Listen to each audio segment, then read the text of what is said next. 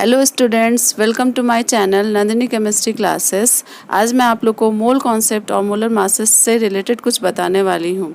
ठीक है, तो आप लोग पूरा वीडियो एंड तक देखिए, क्योंकि एंड में न्यूमेरिकल्स सॉल्व करवाई हूँ। थोड़ा सा स्टार्टिंग में क्लिक करके छोड़ मत दीजिए, पूरा वीडियो एंड तक देखिए, तभी आप लोग को एक एक चीज़ कॉन्सेप्ट समझ में आएगा। और कोई भी डाउट हो तो मुझे फ़ोन करिए या कमेंट बॉक्स में आप लोग लिख सकते हैं। थैंक यू वाली हूँ।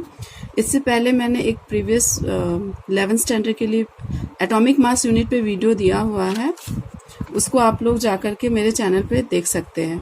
उसका लिंक मैं डिस्क्रिप्शन बॉक्स में डाल दूंगी। तो अभी स्टार्ट करते हैं। मोल होता क्या है?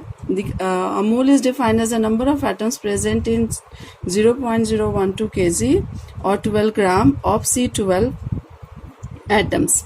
मतलब ये कि जो कार्बन का जो आइसोटोप्स होता है, जिसका मास नंबर 12 है, उसमें जितने नंबर ऑफ एटम्स प्रेजेंट होते हैं उसको 1 मोल डिफाइन किया जाता है। This value is equal to, और ये जो वैल्यू होता है वो हमारा इक्वल टू होता है 6.022 इंटू 10⁻23, और इसको बोला जाता है एवोगाड्रो नंबर। ये एवोगाड्रो नंबर जाना जाता है।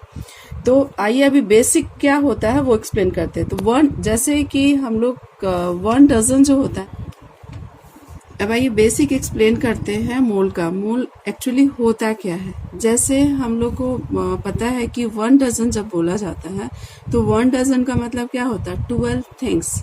मतलब अगर 1 डजन पेंसिल बोला जाए, 1 डजन अगर हम लोग पेंसिल लेंगे तो ये क्या होता है? मतलब 12 पेंसिल काउंट होते हैं उसमें। 1 डजन इरेजर बोला जाए तो 12 इरेजर होंगे। 1 डजन शार्पनर बोला जाता है तो 12 शार्पनर होता है। तो जैसे 1 डजन 12 थिंग्स को डिफाइन करता है, वैसे ही हमारा 1 मोल जो है वो डिफाइन करता है 6.022 इंटू 10⁻23 यूनिट्स। ठीक है, ये हमारा डिफाइन करता है 1 मोल मीन्स इतना यूनिट्स होता है। Means 1 mole of substance, 1 mole of substance is equal to 6.022 into 10⁻23 particles of substance।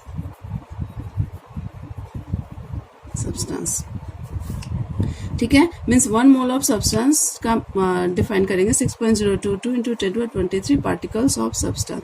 जैसे अगर हम लोग 1 मोल ऑफ H एटम लेते हैं, हाइड्रोजन एटम लेते हैं, तो हम लोग को क्या पता चलेगा? 6.022 इंटू 10⁻23 H एटम क्या हो जाएगा? Hydrogen atom. मतलब 1 मोल अगर हाइड्रोजन एटम लेंगे तो ये क्वांटिटी हाइड्रोजन एटम्स को दिखाएगा। अगर 1 मोल ऑफ H2 मॉलिक्यूल्स ले लेते हैं तो ये दिखाएगा हमारा 6.H2 मॉलिक्यूल्स। वैसे अगर हम लोग 1 मोल ऑफ आयंस ले लेते, कोई भी आयंस लेते, यहाँ मैंने सोडियम आयंस लिया क्योंकि पॉजिटिव नेगेटिव दोनों होता है। 1 मोल ऑफ N+ आयन लेंगे तो हमारा ये दिखाएगा इसमें कितने आयंस होंगे? 6.022 इंटू 10⁻23 N+ आयंस। अगर 1 मोल ऑफ इलेक्ट्रॉन्स बोलते हैं तो ये भी बताता है हमारा 6.022 इंटू 10⁻23 इलेक्ट्रॉन्स। वैसे ही प्रोटॉन्स हो सकता है। ठीक है, तो 1 मोल ऑफ सब्सटेंस का मतलब होता है इतना पार्टिकल। 6.022 इंटू 10⁻23 पार्टिकल्स में कौन कौन से आ जाएंगे? Atoms, molecules, ions, electron, protons, etc। ठीक है, तो यहाँ तक दिखा दिया मैंने। 1 मोल ऑफ H एटम्स का मतलब होता है इतना H hydrogen atom. 1 mole of H2 molecules का मतलब होता है ये H2 मॉलिक्यूल्स है। अगर आयन लेते हैं तो उतना ही आयंस होंगे, इलेक्ट्रॉन्स लेंगे तो उतना ही इलेक्ट्रॉन्स होंगे, प्रोटॉन्स लेंगे तो उतना ही प्रोटॉन्स होते हैं। ठीक है, तो ये क्लियर है। मतलब 1 मोल सब्सटेंस इतने पार्टिकल एवोगाड्रो नंबर जो होता है पार्टिकल 6.022 इंटू 10⁻23 पार्टिकल्स को इंडिकेट करता है। क्लियर है? अभी बताती हूँ मैं, जो सिंबल होता है, सिंबल कैसे लिखते हैं मोल को। मतलब मोल का सिंबल क्या होता है? Symbol of mole. जब हम लोग न्यूमेरिकल्स बनाएंगे तो हम लोग मोल को कैसे रिप्रेजेंट करेंगे? तो सिंबल उसको हम लोग रिप्रेजेंट करते हैं MOL। MOL मोल से रिप्रेजेंट करते हैं, means 1 mole is equal to 1 mole, इस तरह इंडिकेट किया जाता है। ठीक है, आ गया समझ में? अब आइए पढ़ते हैं मास ऑफ 1 मोल। मतलब 1 मोल का मास कितना होगा? मतलब 1 मोल में जो इतने नंबर ऑफ एटम्स मॉलिक्यूल्स जो प्रेजेंट हो रहे हैं उनका मास कैसे होगा? तो मास के केस में फर्स्ट हम लोग डिफाइन करेंगे 1 मोल एटम्स। मतलब 1 मोल एटम्स का मास कितना होगा? तो the mass of 1 mole of atoms, 1 mole atoms में कितने एटम्स प्रेजेंट होते हैं? 6.022 into 10⁻23 atoms of any element is exactly equal to the atomic mass in grams or gram atomic mass or gram atoms of that element। ठीक है, तो ये तो definition है। ये आया कैसे वो मैं आप लोग को डिराइव करती हूँ। जैसे कि आप लोग को पता है मास ऑफ 1 एटम्स,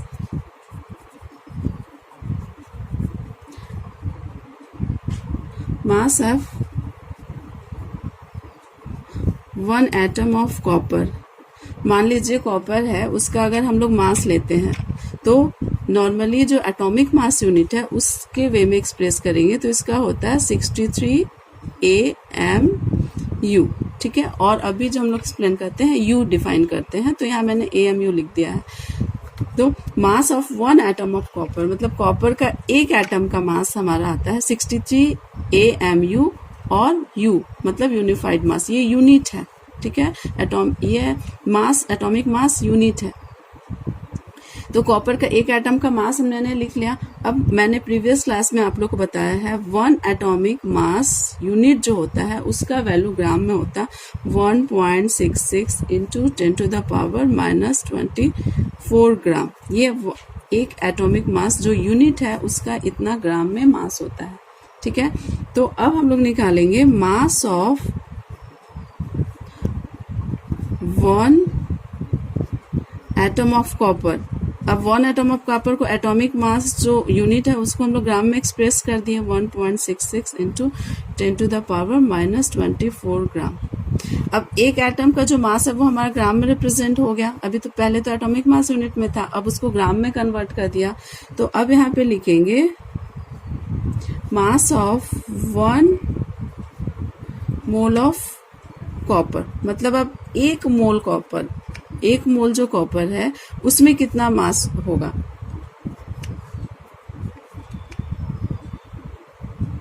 मतलब एक मोल जो कॉपर का है उसमें कितना मास होगा? तो ये तो एटम का बात कर रहे हैं हम लोग। तो 1 मोल में कितने एटम्स प्रेजेंट होते हैं? 6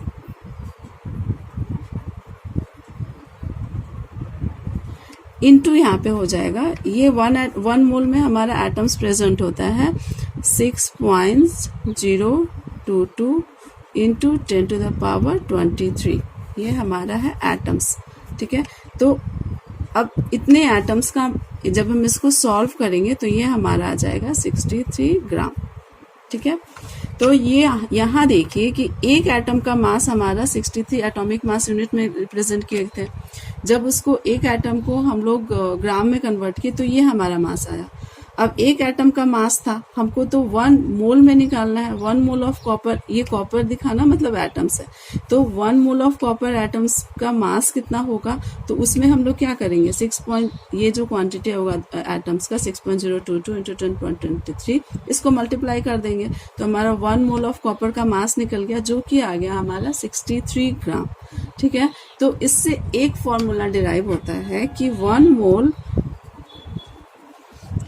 मोल अगर हम लोग एटम्स ले रहे हैं, ठीक है, तो उसका मास होगा 1 gram atomic mass. Atomic mass मतलब जो एटम का जो मास है उसको हम लोग ग्राम में रिप्रेजेंट कर देंगे। एटम का जो मास होगा, जो भी जिस भी एटम को लेंगे, जिस भी एलिमेंट को लेंगे, उसके मास को हम लोग ग्राम में दिखा देंगे तो वो उसका 1 मोल का मास हो जाएगा। और ये जो होता है ये नंबर ऑफ क्वांटिटीज अगर हम लोग दिखाना चाहें तो 1 मोल में कितने एटम्स प्रेजेंट होते हैं? 6.022 इंटू 10⁻23 एटम्स प्रेजेंट होते हैं। ठीक है। तो ये एटम वाइज है, 1 मोल एटम्स में नंबर इतने एटम्स प्रेजेंट होते हैं, और अगर उसका वेट निकाला जाए तो उस एटम का मास जो है उसको ग्राम में लिखेंगे, तो वो हो जाएगा ग्राम एटॉमिक मास। क्लियर है। तो ये हमारा फॉर्मूला एक इससे एटम का निकल गया। क्लियर है।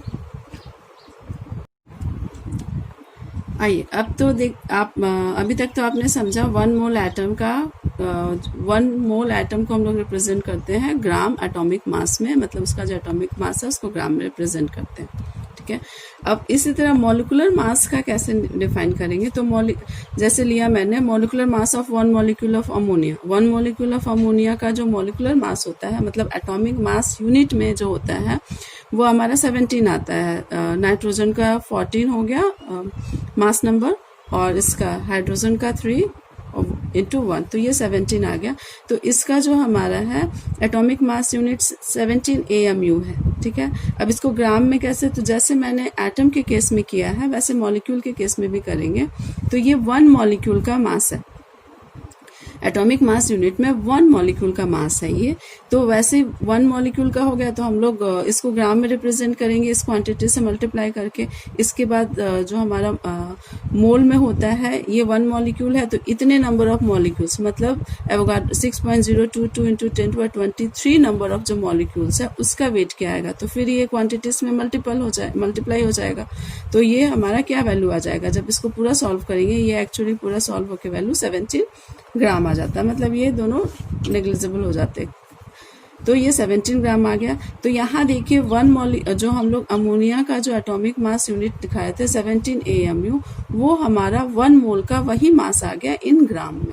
ठीक है। तो इसीलिए बोला जाता है, एक फॉर्मूला डिफाइन किया गया है। तो 1 मोल ऑफ मॉलिक्यूल मतलब किसी भी मॉलिक्यूल के 1 मोल को रिप्रेजेंट करता है उसका ग्राम मॉलिक्यूलर मास, मतलब उसका जो मॉलिक्यूलर मास है, जो भी मॉलिक्यूलर मास आ रहा है उसको ग्राम में दिखा देंगे तो वो 1 मोल मॉलिक्यूल का मास दिखाता है। ठीक है। वो कैसे आया वो यहाँ से आप लोग को समझ में आ गया होगा।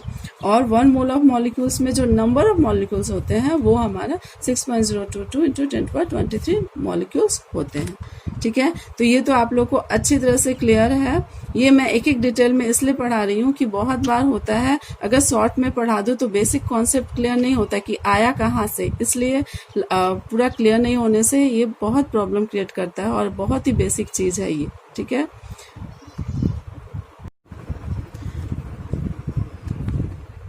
आइए अब बताती हूँ मैं फॉर आयोनिक कंपाउंड। अगर आयोनिक कंपाउंड है तो उसके केस में क्या होगा, जैसे 1 mole of any ionic compound और substance will have mass equal to formula mass of that compound expressed in grams. ठीक है। वो कैसे होता है बताते हैं। जैसे 1 मोल ऑफ NaCl, ये आयोनिक कंपाउंड है, ये Na+ और Cl आयन देता है वाटर में। तो 1 मोल ऑफ NaCl जो है अगर उसका हमारा इसमें कितने नंबर ऑफ यूनिट्स होंगे 6.022, ये यूनिट्स में है। ठीक है। तो उसका जो मास होगा वो हमारा उसका फॉर्मूला मास, मतलब इस NaCl का जो फॉर्मूला उसका मास निकालेंगे तो जो ग्राम में एक्सप्रेस्ड है वही उसका मास होगा। ठीक है। तो ये फॉर्मूला मास ऑफ NaCl।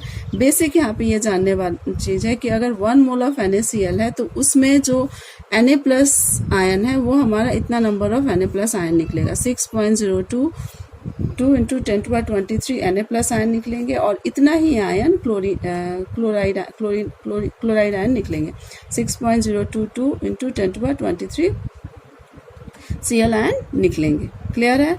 तो NaCl अगर 1 मोल NaCl लेंगे तो उसमें अगर सोडियम आयन और क्लोरीन आयन को चेक किया जाएगा तो वो हमारा इतना ही क्वांटिटी निकलेंगे। क्लियर है। और इसका जो हमारा जो इसका जो वेट है वो उसका जो फॉर्मूला मास है ग्राम में एक्सप्रेस्ड है वो होगा। अभी तक तो मैंने 1 mole mass of 1 mole of atoms, mass of 1 mole of molecules, mass of 1 mole of ionic compound ये बताया। अभी बता रही हूँ मैं मोलर वॉल्यूम। मोलर वॉल्यूम क्या होता है, ठीक है। तो मोलर वॉल्यूम जो होता है वो mole is also related to the volume of gases substance. जो गैसेस सब्सटेंस होते हैं उसके वॉल्यूम पे डिपेंड करता है। It has been observe that 1 mole of any gas, जो कोई भी गैस है उसका जो 1 मोल है वो उसमें हमारा नंबर ऑफ जो मॉलिक्यूल्स प्रेजेंट होता है वो इतना 6.022 इंटू 10⁻23 मॉलिक्यूल्स प्रेजेंट होते हैं 1 मोल ऑफ एनी गैस, ठीक है। और जो कि ऑक्यूपाई करते हैं विच ऑक्यूपाइज 22.4 लीटर एट STP, मतलब ये इतना वॉल्यूम ऑक्यूपाई करते हैं। मतलब 1 मोल जो गैसेस है वो हमारा वॉल्यूम कितना ऑक्यूपाई करते हैं 22.4 लीटर ऑक्यूपाई करते हैं, स्पेस ऑक्यूपाई करते हैं STP पे, ठीक है, स्टैंडर्ड टेम्परेचर एंड प्रेशर पे। तो इसका मोलर वॉल्यूम हमारा क्या हो जाएगा, मतलब अगर 1 मोल हम गैस लेंगे तो उसका वॉल्यूम कितना होगा वो मैं दिखा रही हूँ। 1 मोल ऑफ H2 गैस, मतलब हाइड्रोजन गैस लिया मैंने 1 मोल एट STP, तो वो हमारा उसका वॉल्यूम हो जाएगा 22.4 लीटर, ठीक है। और अगर 1 मोल CO2 गैस, मतलब ये तो डिफरेंट गैस है, तो 1 मोल ऑफ CO2 गैस लेंगे तो भी वो भी at standard temperature and pressure वो उसका वॉल्यूम भी हमारा 22.4 लीटर ही आएगा।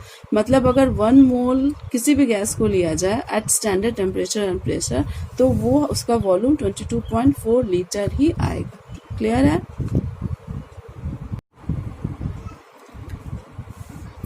आइए अभी मैं कुछ फॉर्मूला बताती हूँ जो कि इससे रिलेटेड न्यूमेरिकल्स में काम आते हैं और मैं आपको न्यूमेरिकल्स भी करवाऊंगी। ये तो पार्ट 1 है मोल कॉन्सेप्ट का, इसमें थोड़े बहुत 1-2 न्यूमेरिकल्स कराऊंगी और बाकी जो नेक्स्ट वीडियो दूंगी उसमें आप लोग को ज़्यादा न्यूमेरिकल करवाऊंगी। तो न्यूमेरिकल कैसे सॉल्व करते हैं वो बता रही हूँ।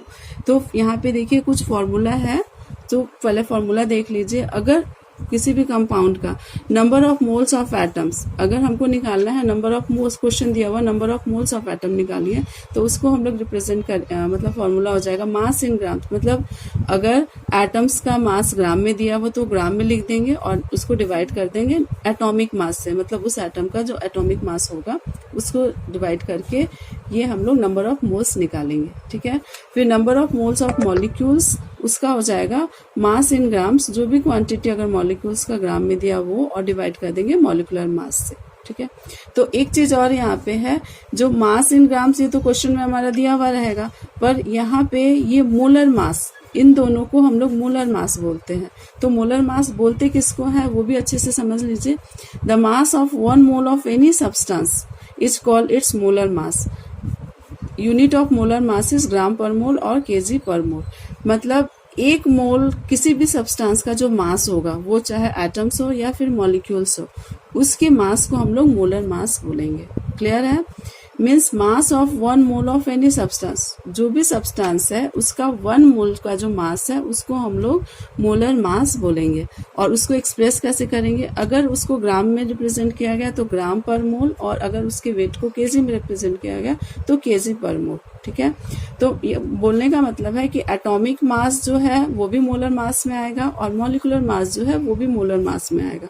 तो कभी कभी मोलर मास भी आप लोग को डिफरेंट बुक फॉलो करेंगे तो मोलर मास, एटॉमिक मास और मोलर मास के प्लेस, मॉलिक्यूलर मास के प्लेस में मोलर मास लिखा हुआ रहेगा। तो इससे कंफ्यूज नहीं होना। मोलर मास का मतलब होता है कि मास of 1 mole of any substance, ठीक है। अब एक चीज और इम्पोर्टेंट पॉइंट है इसमें, molar mass is equal to atomic mass और मॉलिक्यूलर मास। जो मोलर मास जो होता है वो हमारा एटॉमिक मास और मॉलिक्यूलर मास पे बराबर होता है या फिर फॉर्मूला मास के बराबर होता है। उसको हम लोग एक्सप्रेस करते हैं ग्राम्स में।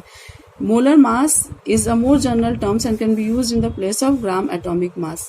तो हम लोग जैसे gram atomic mass, gram molecular mass और ग्राम फॉर्मूला मास, ये 3 यूज कर रहे हैं। मैंने प्रीवियस जो इसके पहले जो दिखाया था फॉर्मूला में, तो उसके प्लेस में यूज कर लेते हैं एक फॉर्मूला, मतलब एक रिप्रेजेंटेशन जो जिसको बोलते हैं मोलर मास। क्लियर है? मतलब ग्राम एटॉमिक मास के प्लेस में, ग्राम मॉलिक्यूलर मास के प्लेस में, ग्राम फॉर्मूला मास के प्लेस में हम लोग मोलर मास रिप्रेजेंट लिख सकते हैं, ठीक है। और अभी एक और फॉर्मूला है number of moles of gases. अगर हम number of moles of gases निकालेंगे तो उसको कैसे दिखाएंगे? सो वॉल्यूम ऑफ STP, उस जो भी वॉल्यूम दिया है STP पे और जो मोलर वॉल्यूम होगा वो, ठीक है। तो ये जो फॉर्मूलाज दिखाया है मैंने, इससे रिलेटेड अभी मैं आपको 3 सम बता दे रही हूँ ताकि ये फॉर्मूला आप लोग को क्लियर हो जाए, इसको सॉल्व कैसे करना है और इस फॉर्मूला से डील कैसे करना। ठीक है, देखिए यहाँ पे एक क्वेश्चन लिखा है मैंने, calculate the number of moles in each of the following. मतलब ये जो हमारा दिया हुआ है उसका सभी के केस में नंबर ऑफ मोल्स निकालने। ठीक है, तो यहाँ फर्स्ट क्या है, 4 ग्राम N2, मतलब 4 ग्राम N2 दिया हुआ है, इसमें नंबर ऑफ मोल्स निकालना है। तो हमको नंबर ऑफ मोल्स का फॉर्मूला यहाँ पे मैंने ऊपर लिखा हुआ है। ये नंबर ऑफ मोल्स एटम का नहीं है, ये मॉलिक्यूल्स का है। तो number of moles first question लेते हैं। फर्स्ट क्वेश्चन के लिए क्या हो जाएगा, number of moles. Number of moles किसके बराबर होगा, मास इन ग्राम, यहाँ पे दिया है ना mass in grams, divided by atomic mass. ये एटॉमिक मास नहीं है, हमें यहाँ पे ये मॉलिक्यूल है, ये तो हम इसको मोलर मास लिखते हैं, मोलर मास। ठीक है, तो ये बेसिक फार्मूला हो गया, mass in grams, molar mass. Number of moles निकालना है, तो मास इन ग्राम्स हमारा दिया है 4 ग्राम। ठीक है, 4 ग्राम दिया है, और मोलर मास, तो मोलर मास हमको N2 का निकालना होगा। तो N2 का मोलर मास कितना होता है,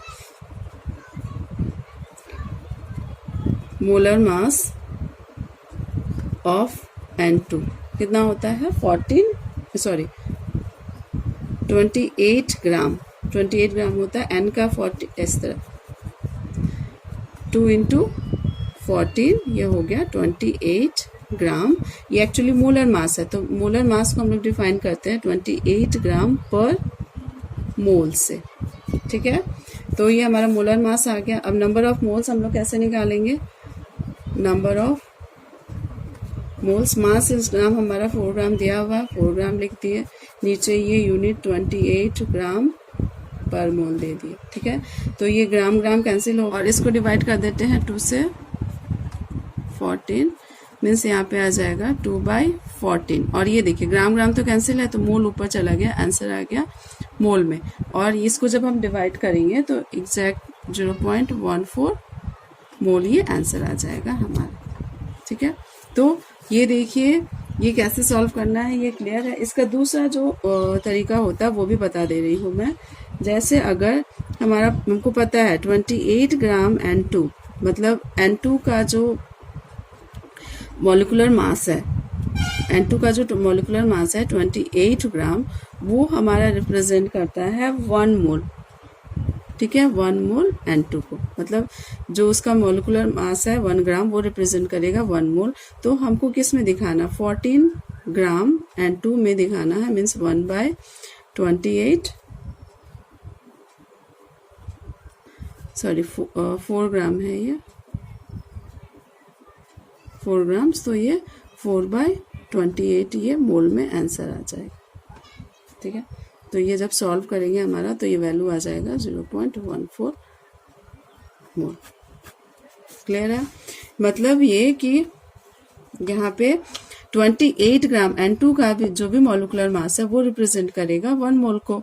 तो हमको 28 ग्राम N2 1 मोल N2 है, फिर 4 ग्राम में यूनिटरी मेथड से सॉल्व कर लीजिए, 4 ऊपर चले गया, 28 नीचे आ गया, और ये मोल में हमारा आंसर हो गया। क्लियर है, तो इसको हम लोग इस तरह निकाल सकते हैं। अब आइए दूसरा है क्वेश्चन, दूसरा जो क्वेश्चन दिया हुआ है वो दिया 428.75 ग्राम ऑफ KClO3। इसका जो है इतने ग्राम का हमको नंबर ऑफ मोल्स निकालना है। तो इसको निकालने के लिए हम लोग क्या निकालेंगे, पहले ये तो पहले मास तो दिया हुआ ग्राम में और ये मॉलिक्यूलर है, तो पहले हमको इसका निकालना पड़ेगा मॉलिक्यूलर मास। मॉलिक्यूलर मास या मोलर मास दोनों बोल सकते हैं। मॉलिक्यूलर मास ऑफ KClO3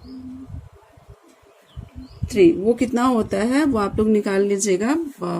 ये आपका वैल्यू आ जाता है 122.5 ग्राम। पूरा जब सॉल्व करेंगे तो इतना ग्राम आ जाएगा। ये मॉलिक्यूलर मास KClO3 का तो इतना है, इतना ग्राम आता है, आप लोग सॉल्व कर लीजिएगा। उसके बाद हमको यहाँ पे देखिए ये हमारा ग्राम दिया हुआ है, मैं फॉर्मूला उसे लगा के रखी हूँ, मास इन ग्राम्स। तो हमारा मास इन ग्राम्स कितना है, मास इन ग्राम में कितना दिया हुआ 428.75 ग्राम्स ये दिया है, और मोलिकुलर मास इतना दिया हुआ। तो हम लोग नंबर ऑफ मोल्स निकाल सकते हैं। नंबर ऑफ मोल्स निकाल सकते हैं कैसे, mass in grams, mass in grams divided by molecular mass, molecule है तो मॉलिक्यूलर मास या फिर मोलर मास भी लिख सकते हो, कोई प्रॉब्लम नहीं है, ठीक है। तो यहाँ पे मास इन ग्राम्स में हो गया 428.75 और ये हमारा मास इन ग्राम्स ये हमारा हो जाएगा 122 ग्राम पर मोल, ये हो जाएगा ग्राम पर मोल, ये ग्राम, ये हमारा मोलर मास है, ठीक है। मतलब ये जो मॉलिक्यूलर मास है इतना है, पर हम लोग मोलर मास डिफाइन करेंगे तो ये हमारा मोलर मास ग्राम पर मोल हो गया। तो अब इसको सॉल्व करेंगे तो हमारा जो वैल्यू है वो 3.5 मोल आता है। क्लियर है, ठीक है, ये क्लियर होना चाहिए। यहाँ एक चीज क्लियर कर लीजिए, ये मॉलिक्यूलर मास है, ये मोलर मास भी यहाँ पे लिख सकते हैं, और जब मोलर मास लिखेंगे मतलब यहाँ फॉर्मूला में जो हम मॉलिक्यूलर मास लगा रहे हैं वो मोलर मास लगाना है, ग्राम पर मोल यूनिट में लगाना है, ताकि हमारा नंबर ऑफ मोल्स इस तरह काउंट हो। क्लियर है। अब आइए 11.2 लीटर ऑफ SO2, इसका हमको क्या निकालना, नंबर ऑफ मोल्स निकालना है। तो नंबर ऑफ मोल्स इसका निकालने के लिए हम लोग को फॉर्मूला यहाँ दिया हुआ, number of moles of gases का कैसे निकालेंगे हम लोग, वॉल्यूम एट STP, जो भी वॉल्यूम है वो STP पे दिया हुआ है, और ये मोलर वॉल्यूम हमारा निकालना है। तो फॉर्मूला मैं यहाँ पे लिख रही हूँ, नंबर